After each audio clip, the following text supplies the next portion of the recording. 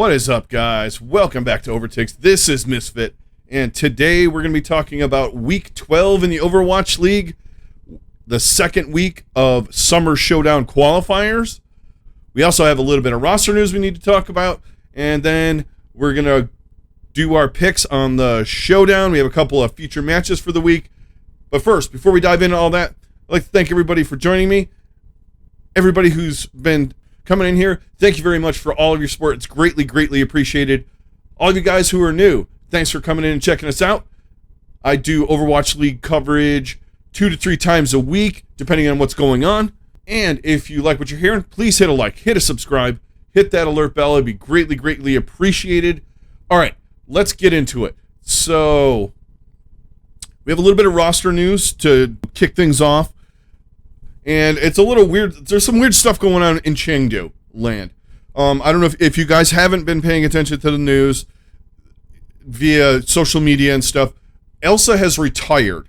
Now, there's a whole thing going on here where Halo Thoughts had tweeted something out about something with the culture, with the team, and there's a lot of conflict going on and a lot of things that are going sideways there. And there's reports of that, he said, from insiders that he knows. And he usually has good insiders, guys. I trust the guy for the most part. Yeah, some of you guys might think he's sleazy or whatever, but he's doing what Adam Scheffner and some of the other guys do, and I continually say this. It's good to have a guy like that around that's giving us news and giving us excitement and, well, not necessarily excitement, giving us reports on what he's hearing and what's going on in the league. And it's being refuted by Chengdu and a couple other places where they're saying that he's not being fair. There's someone inside on that team or that he knows, and he knows people in the league that are working these circles. Then he might know somebody at a different team or something like that that knows people, has friends with Chengdu, and they're saying these things.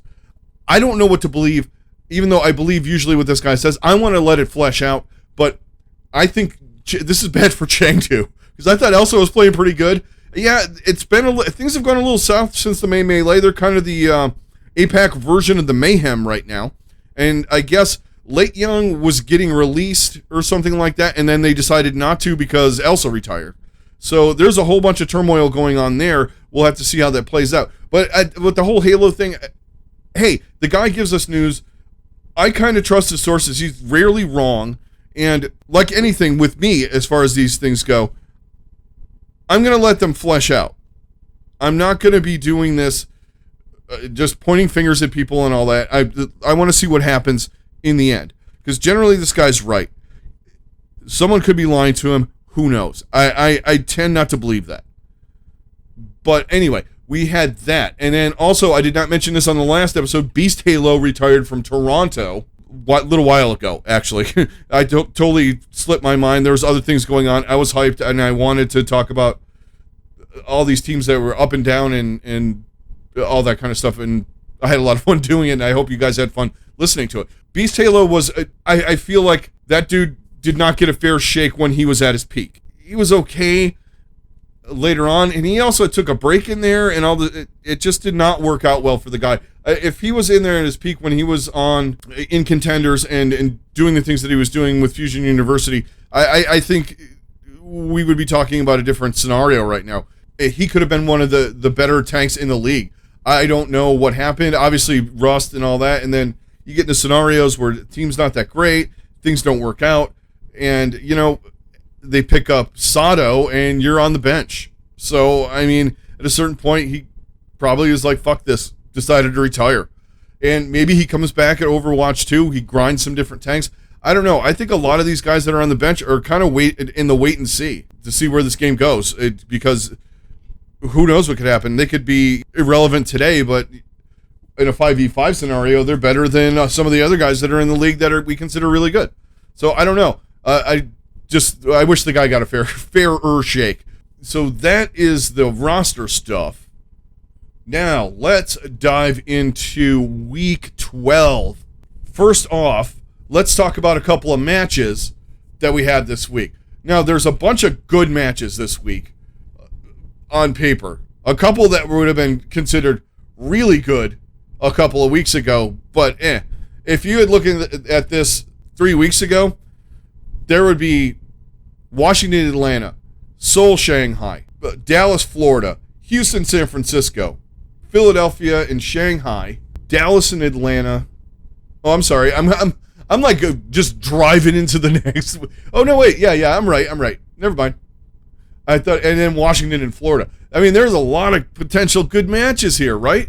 I wanted to focus on a couple. There's too many for me to like dive into all of them. So here's where I'm gonna go with these. I'm gonna skip Friday, because even though these matches are really great, there are better potential matches later on in the week. Paris and San Francisco should be a fantastic match. Washington and Atlanta is a very important match to see where these two teams are. Seoul and Shanghai, massive. Dallas and the Mayhem, not so much anymore. But I've been trying to narrow it down to 2. I was going 3, I was going 4, and I lose focus on what I was trying to convey and my likes and dislikes and things. So I'm adding 1 extra in because there's so many this week. But normally I'm going to start doing 2, like I'm going to try to do 1 big APAC match if they're viable. Just because of the amount of games and the teams, and there are going to be weeks when we have Shanghai playing the Valiant and just mismatches down the line. So bear with me. I'm going to go Houston, San Francisco, Philadelphia, Shanghai, and Dallas and Atlanta. I would have loved to have done Washington and Florida, but which started to get to be a little bit of a rivalry with the 3-0 back and forth thing, and I think they were kind of like they had a little heat going there, it felt like, but not so much now. Let's start off with the first match in succession of the week. So let's talk Houston and San Francisco. Okay, so we had some different things happen here. And I forgot to mention this. Hydration retired from Houston. So there was also that. Speaking of Houston, he wasn't getting any playing time. They misused him. I feel like the guy got misused his whole career. Not like Beast Halo, but I think he was a niche hero guy, and I think at times he was very valuable, and he could be very valuable to a team. But I think he also is another guy that needed a break, he said. Iconically, with the Gladiators, we all had, the Hydration Man at the Blizzard Arena and all that stuff. That aside, all right, let's talk about this. So everybody is kind of like, heads are starting to like level off with the Shock. They're still good. They're just not that team, like we talked about numerous times. Houston is not that team from years past either. They're not terrible. With the open meta, let's talk Houston first. Open meta. If they do what they did, like stylistically, in the Melee, now they had a lot less of a difficult schedule in the Melee than they do for the Summer Showdown. But they both started off with San Francisco. The hardest, they're still one of the hardest teams to beat and play. Ask the Gladiators how hard they had to work, because they were boomed by the time they got halfway through that match against Paris, because honestly, they probably focused on San Francisco, because why wouldn't you? Because they are difficult to beat, 2-time champions, blah, blah, blah, all the stuff. But what I think, this is what set the tone for Houston's season, was when they beat San Francisco the first match. Now, does San Francisco have this still in their mind? Yes, because that's all they could talk about at the end of the Melee, was getting to play San Francisco and try and beat them. Or getting to Houston and trying to beat them. Here's their chance. Here's their chance to bring themselves back around. To get the magic back, the aura, the swag, the whatever. But it's going to be very difficult, because Houston playing in this meta, which is kind of open right now, they have more stylistically similar to San Francisco. And what I mean is they like playing, they'll play the Rhine comps, but they can play that slow sloggy stuff. The slow down rushy, not really rush, but some of the stuff that was being played last week that San Francisco likes to play, some of the Rhine comps and some of the monkey comps and some of that style of play where they're going to be running, we'll get to San Francisco, but they're going to be trying to get Chengdu and Piggy into their best scenario. And if they run Monkey, I'm assuming they're going to be running Dreamer in some form or another. I think if they're running Monkey, I think they like him better on that. I think Piggy's the biggest key anyway.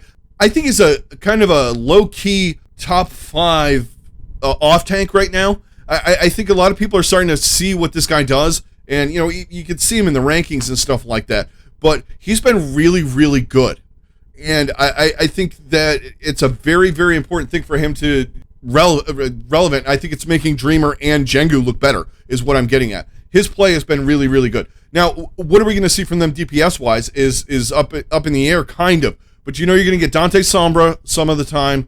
You're going to get Happy on things that he is comfortable on, where you're going to have him playing Ashe, potentially playing some Tracer and things like that, and Jake doing whatever coach/player Jake does. I'm assuming if they run brig comps, obviously he's going to be in there. So you're going to have Jake doing his thing.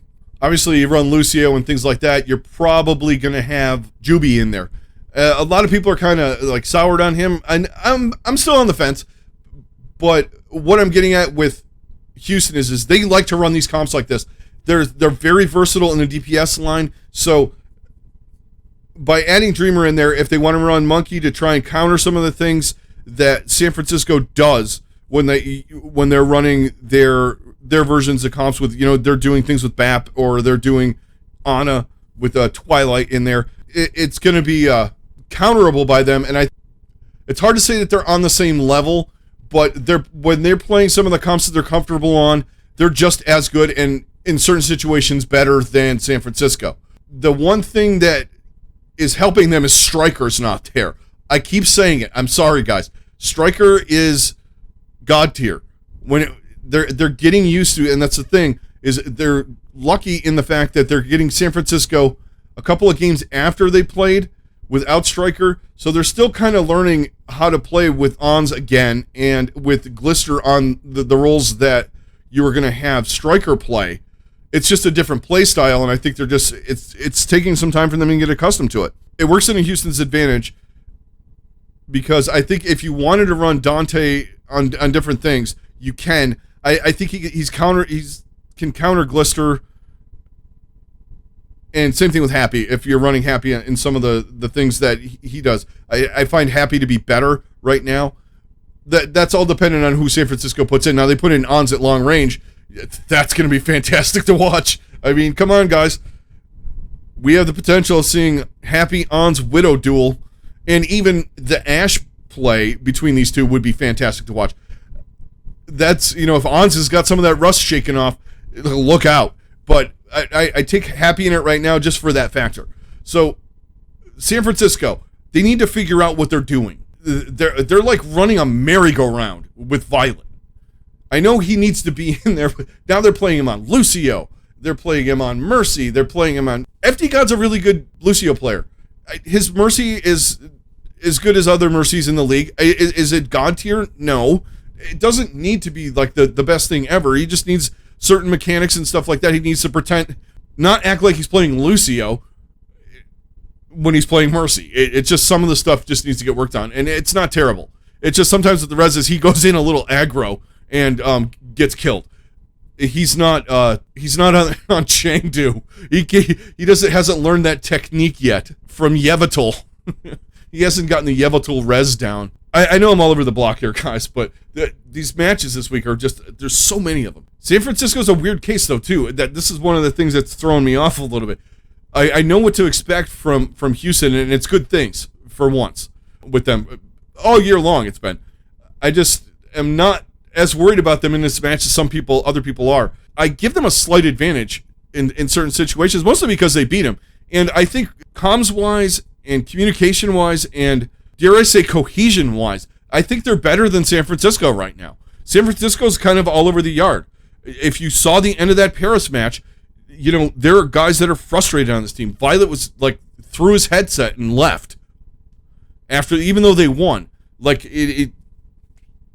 Super kind of had that, the fuck was that kind of smirk when they won.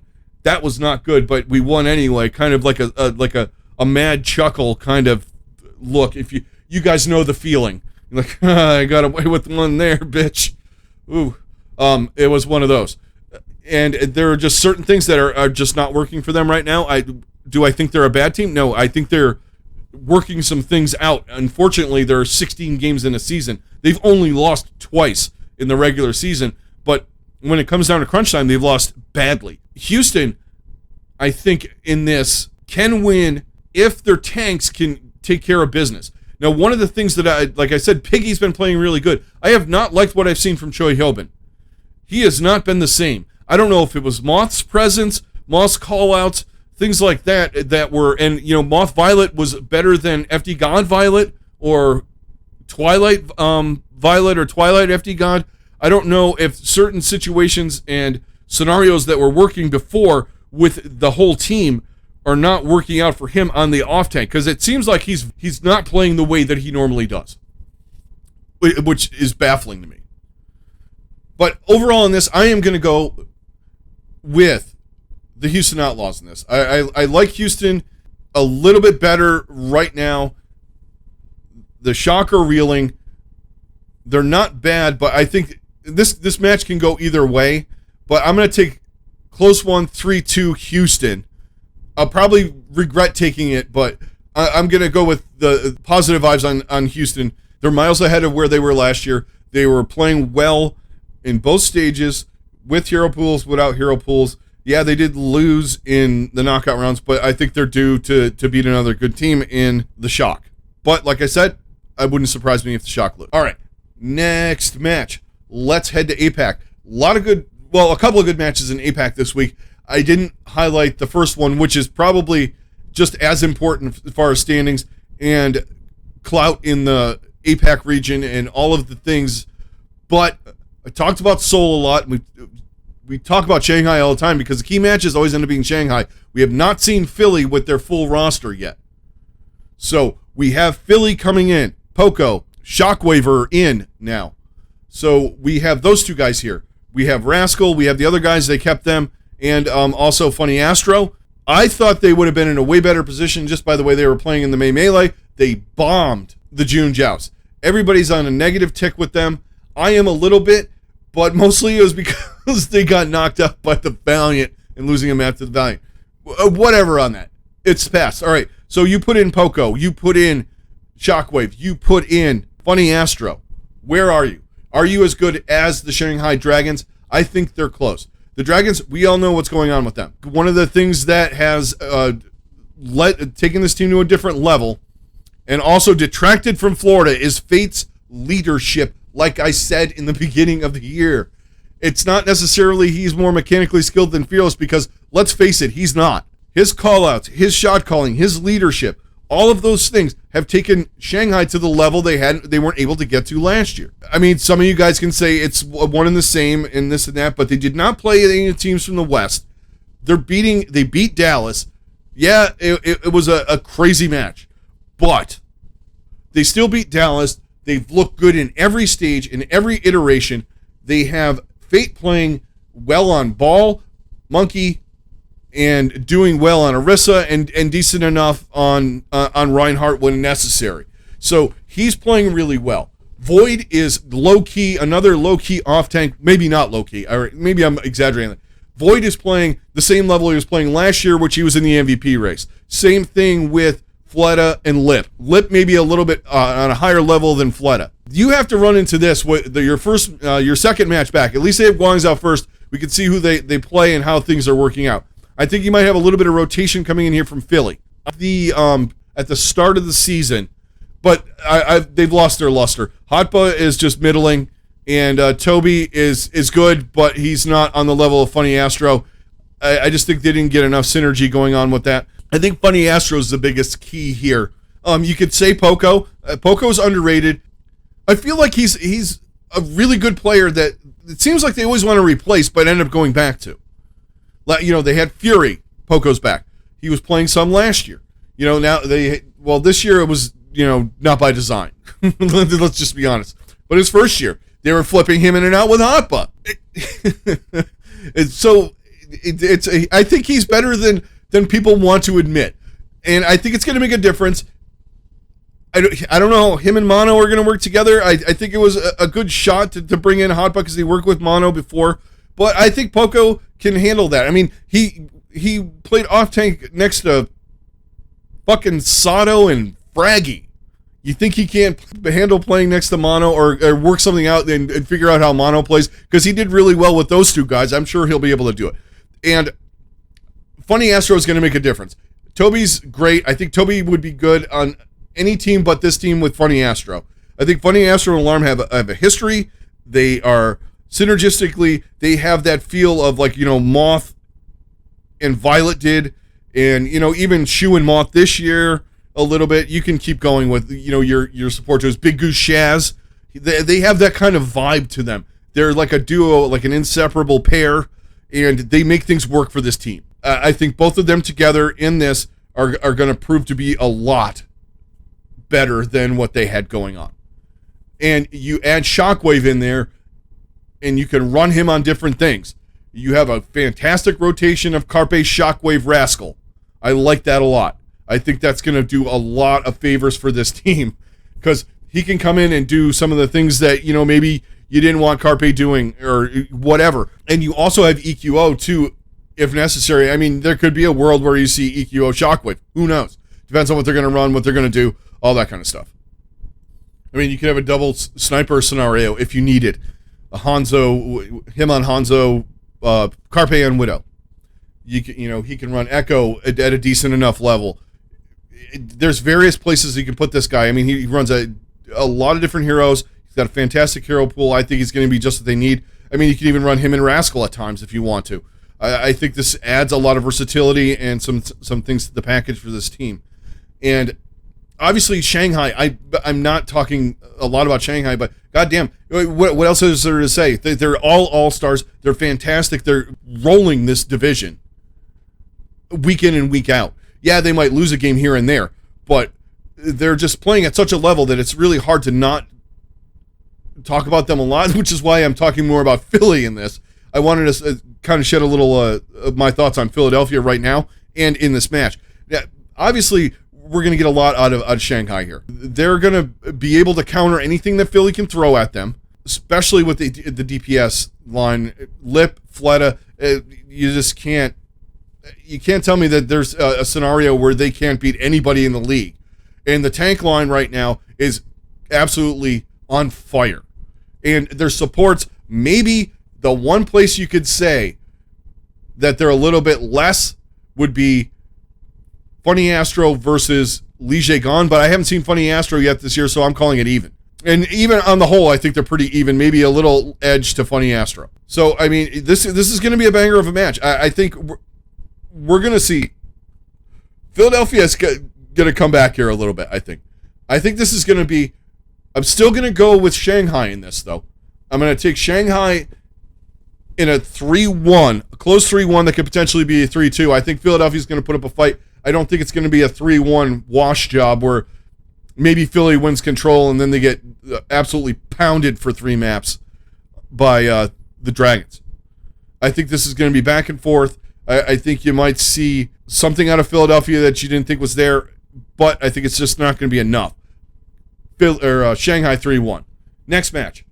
Final match that we're going to highlight, and then we go into the rundown. All right, so we're going to talk Dallas and Atlanta.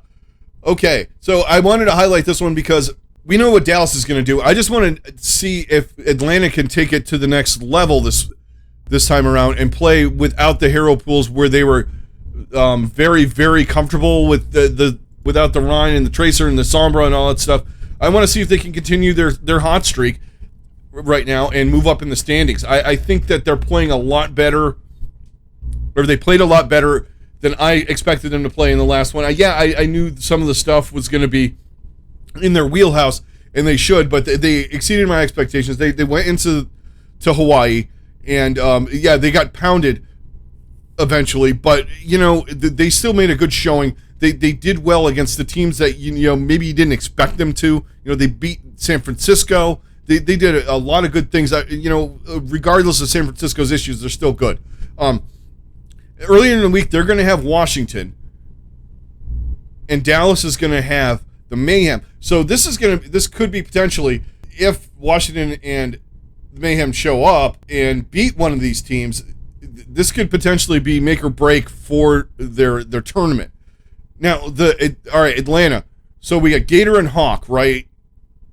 Fantastic last last time around, where we had, a lot of Orisa. They could run the Monkey okay, that with the Lucio Moira and all that stuff, whatever you want to call that whole composition. And, we got Reinhardt back, and we have Sombra and Tracer. Now, this favors Dallas, because we all saw when they ran Sombra Tracer, and, they said they didn't have a Tracer player, but Sparkle's playing well enough. He's playing at a level that we did not expect him to play on the Tracer. That was one of those things that was like, oh, they don't have a Tracer player. Well, maybe they worked on it with Sparkle, because he looked pretty decent to me. I didn't think he was, on that Prophet striker. Well, not striker anymore, but you see where I'm going. He wasn't God tier, but he's above average at least, and he's proving that he can play it and hang with these guys. And you have Doha able to play Sombra again, and this opens up so much stuff. It just takes us right back to the first part of the season, because this comp works, and it's going to work for them. Whatever you put Fearless on, he's going to perform at. Obviously, if you can, in a scenario where you're running Monkey with him, Atlanta's going to be in trouble. So I want to see what they're doing. Obviously, we're going to see a lot of Diva, I think. But, the Dallas isn't afraid to mix it up. Maybe some Sigma here and there, do some other things. Their supports are fantastic no matter what they run. They can run BAP, they can run Anna, Zen, Lucio, Mercy. It doesn't matter. These two guys are the Fielder and Jexay are probably, right now, you could call them the top support line in the league. I wouldn't be opposed to that at all. They have been in the finals twice. They got, every opportunity to be 2-0 in tournaments, but, they lost. They got beat by Shanghai. Atlanta, they made a really good showing. Like I said, they stepped up their game, but it was in a scenario where the metas are catering to them. I want to see what they can do where they don't have Tracer and the Sombra and the Reinhardt out. That enables some of these comps that we see from time to time that people run, like the rushes and that kind of stuff. Pseudo diving with those two that they don't have, that they didn't do well against or with. Pelican is a fantastic echo. I think they need to roll with that. And then where you need to fill in is up to you on the other side. I mean, obviously you're going to run some kind of hit scan probably, or a Tracer. So it's going to be interesting to see what they do with that. I mean, I'm assuming they're going to rotate in Kai and Edison to where they're needed, as far as, if you want long range or you want to use a type of, maybe you do a little bit of poke. You want Kai in there. Maybe he plays Hanzo. Maybe he plays some Widowmaker, Ashe, that kind of stuff. Edison you probably have in for the rest of the hit scan. But it's going to be very interesting to see the comps that they run, especially in the tank line.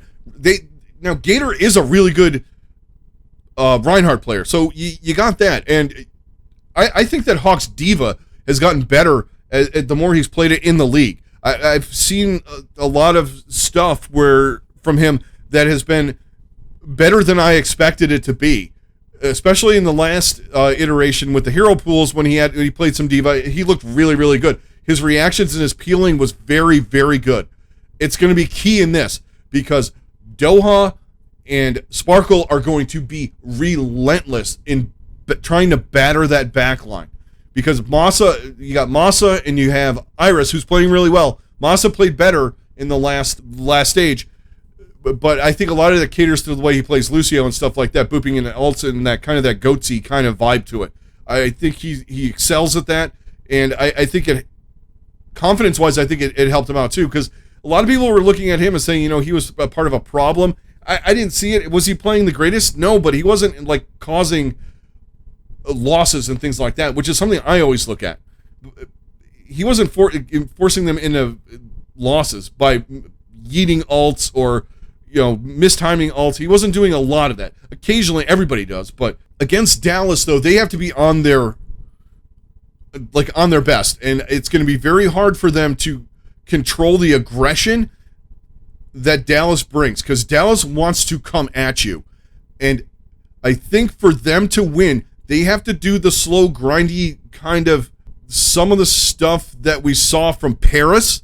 If they can harness that style of play, I think they're going to give Dallas a fight. I think on paper, it looks like a mismatch, if you look at, no hero pools, you do the tail of the tape and you go down. I don't think so. I think if they run that para-style of composition that they were running against San Francisco, the Gladiators, against the Gladiators, they're going to do some damage to Dallas. Dallas had trouble with the ball comps, but that was without Sombra and Tracer and all that. So I think this comes down to what Gator and Hawk can do to slow down just the aggression that the Fuel are going to put out and put at or throw at the Reign. My prediction for this, I'm still going to take Dallas, but I'm taking Dallas 3-2. I'm taking this to a map 5 because I don't know if Dallas, this is hard to say, Dallas had a really shit end to that stage, and maybe they haven't shaken it off yet. I think there might be a little bit of just in the back of their mind kind of thing. And it proved that they're beatable to some people. And Atlanta, if they come in with the swag and the attitude that they had last stage into this stage, I think they're going to give them a battle and potentially have a chance to beat them in the end. But they got to run the slow comps and just basically batter them and don't let them get that flow, that speed, tempo. They got to slow the tempo down and just get them into an uncomfortable slugfest that they don't want to be in. I think that's Atlanta's game plan, is what Atlanta's game plan should be in this. If you try to go toe to toe to them, I think you're going to be in you are going to be in for a world of hurt. But I got Dallas in this 3-2. Now it's time for the ever-present Friday segment, the rundown, where I go through all of the picks for the week, where I take all the matches and I give you my picks for all of the games. Currently, I am at 67-28 on the season altogether. So, all right, let's do this. Here we go. First match for the week. Friday, 3 p.m. Eastern Standard Time. We have the Paris Eternal taking on the San Francisco Shock. I have the Shock winning this 3-2. Next match, Washington Justice taking on the Atlanta Reign. I have the Justice winning 3-1. Now to the APAC region. On Saturday morning, we have the Fusion taking on the Guangzhou Charge, 5 a.m. Eastern Standard Time. I had the Fusion winning 3-1. Second match of the day from APAC, Seoul taking on the Shanghai Dragons. I have the Dragons winning 3-2. Back to NA. For Saturday, 3 p.m. Eastern Standard Time, Paris Eternal taking on the Vancouver Titans. Paris winning 3-0. Next match, Dallas Fuel taking on the Florida Mayhem. Dallas 3-1. Final match of the day from the NA region. We have Houston taking on San Francisco. Talked about that one earlier. I have Houston winning 3-2. All right, now to Sunday, final day of week 2 of the qualifiers. For the Summer Showdown, we have Seoul taking on Guangzhou Charge. I have Seoul winning 3-1. Shanghai taking on Philadelphia Fusion. I have Shanghai winning 3-1. Back to NA for Sunday, 3 p.m. Eastern Standard Time. The Atlanta Reign taking on Dallas Fuel. I have Dallas winning 3-2. Houston taking on Vancouver. Houston 3-0. And the final match of the weekend, Washington taking on the Mayhem. I have Washington winning 3-1. Okay, so that's going to do the rundown. And that is going to do it for the week. Thank you very much, guys, for all of your support. Greatly, greatly appreciated. Everybody that's been coming in and checking me out, thank you very much. And if you're new, thanks very much for stopping by. Hit a like, hit a subscribe. That would be fantastic. All the YouTube things, the drill. This is Misfit. I'm out. Everybody stay safe, have a good rest of your day, and I'll talk to you on the next one.